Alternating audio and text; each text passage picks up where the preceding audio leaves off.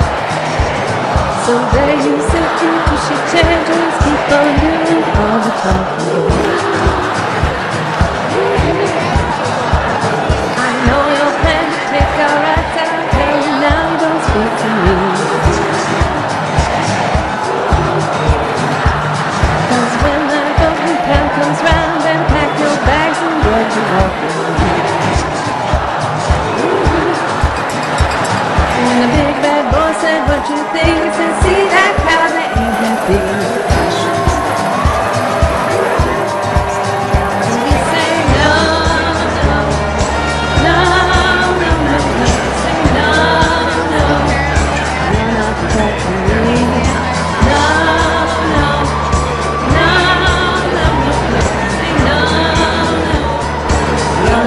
up for me. The kids came down through the early hours so the big bad boy could hear that beat. And I got some news where back in the spine we worked so hard after all these years. You promised life and watch you back, waiting till something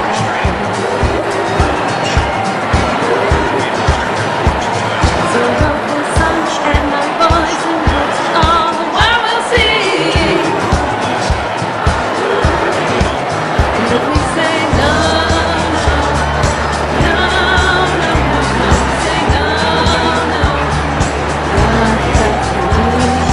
No, no, no, no, no, no, say no,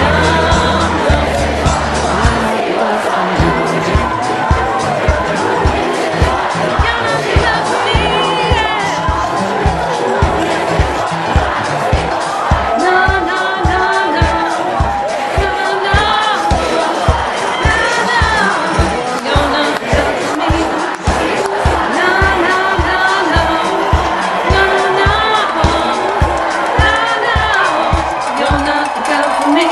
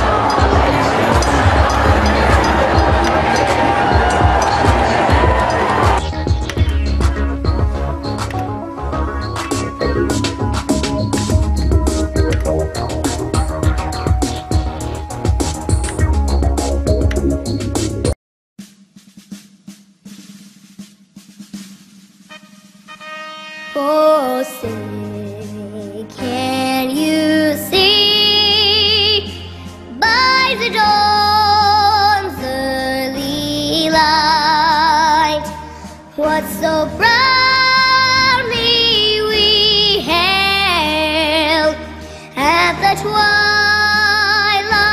last gleaming, whose broad stripes in bright stars through the perilous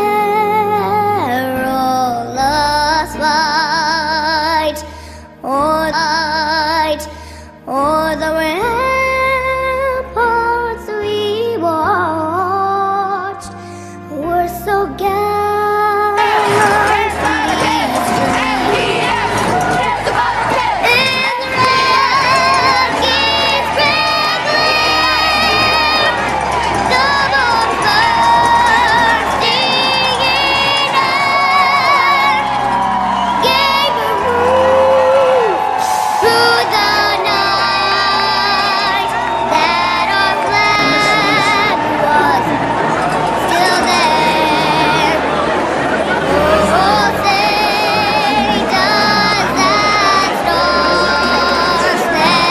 This is why if the Republicans win in Wisconsin, if they beat the unions and break the unions in Wisconsin, they run the table in the rest of the country. This is why. If you can bust public unions in Wisconsin, you can bust them anywhere. Wisconsin is where it started in our country.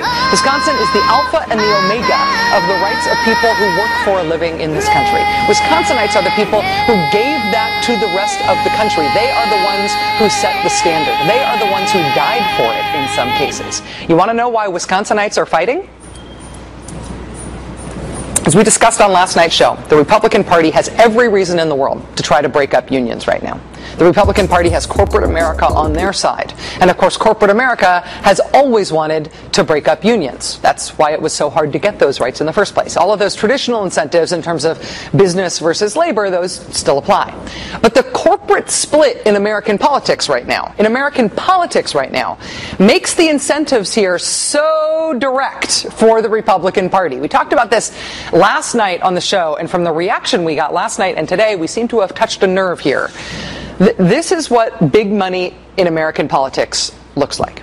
In 2008, the groups that spent the most money on the elections were the Chamber of Commerce, Freedom's Watch, and the NRA, all on the right, and on the left, two unions. The Service Employees International Union, which you may have heard described on Fox News as, the root of all evil in the world, and the Wisconsin-founded public sector union that we talked about earlier, AFSCME. The only top 5 big spenders for Democrats in 2008, the only top 5 big spenders for Democrats were unions. And then look at what happened in the next election. Look at what happened in 2010. Look what happened after the Supreme Court's Citizen United ruling. The big money on the right skyrocketed. Of the top 10 outside spending groups in last year's elections, 7 of them were right-wing groups. Groups like the Chamber of Commerce and Karl Rove's organizations, which are mostly funded by billionaires. Conservative groups like the American Future Fund. The only non-conservative groups that cracked the top 10 in the last election were the Public Employees Union and the SEIU and the Teachers Union. That's it. In terms of large-scale money spent in elections, unions are the only competition that Republicans have. They are the only institution of any side on the liberal side of the equation. Corporate America, essentially all of corporate America, is on the Republican side. The only institutions of any size with any heft at all on the liberal side are the unions. After the Citizens United ruling came out, this ruling that allows corporations to spend endlessly on elections, the defensive explanation given by many on the right about why that ruling wasn't just stacking every election in the Republicans' favor, their defensive explanation for that was, hey, unions can spend endlessly too. That's why it was supposedly a fair ruling for both sides. But okay, if you crush the unions, let's say you get those public sector unions down from 30-something% of employees down to like 7% where they are for the private sector. Let's say you do that. Then the only remaining institutions spending endlessly on elections will be corporations. The only institutions that will benefit from Citizens United to be able to spend endlessly on elections, who can spend endlessly, will be corporations. Corporations who donate their money disproportionately to right-wing groups and spend on Republican candidates. The Chamber of Commerce's donations in the last election cycle were 93% Republican. 93%. And nobody spent more than they did. In terms of substantial, game-changing money players in politics, unions are it. They are the only big players on the liberal side. They are the only fish of any real size on the liberal side. And so they must be destroyed. The Republican Party right now has the most direct incentive you can possibly imagine to use public policy to destroy unions. 36% of public employees are unionized? Oh no, that cannot